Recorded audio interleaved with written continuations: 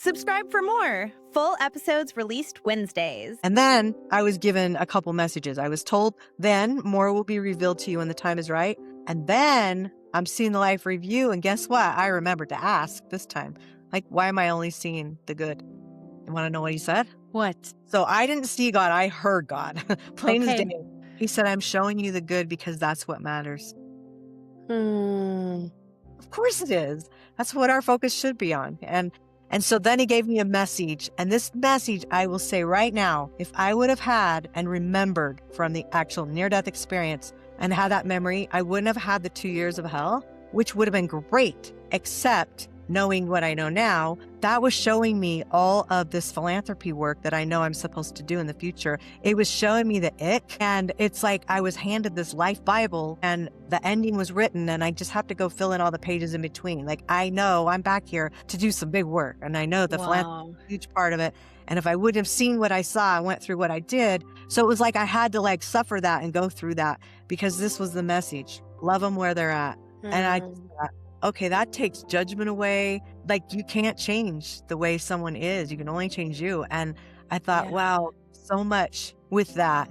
But like I said, I just would have reacted so differently in all those situations I happened to be in, which were horrible. Anyway, so that was kind of like such a blessing because, and I just feel so grateful to have that experience. But I also feel like I say this a lot to people when I'm telling this story. I don't want someone sitting there. First of all, I always say, you don't have to almost die to truly live.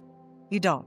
Yeah. And you don't have to have an near-death experience to make changes and shift and do things. And your mission, like this was a calling for me. I never had a purpose that I felt like I actually had a purpose ever until this happened. And Wow. there's a lot of people that go through that.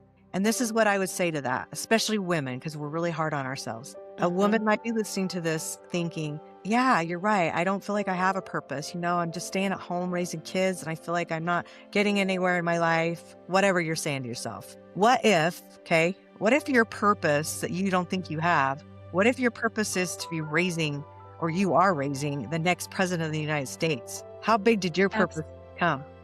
Absolutely. Yeah. And so it doesn't matter. Like, you might think you have nothing. You might think it's small, but it could be so big. What if you change one life with your purpose? That's it. I mean, I plan on changing hundreds and thousands, but that's my calling, right? That's not other people's. And so it's like sometimes we feel like it's so small when it can be, it might be a lot bigger than you think. Yeah, absolutely. Thank you so much for listening.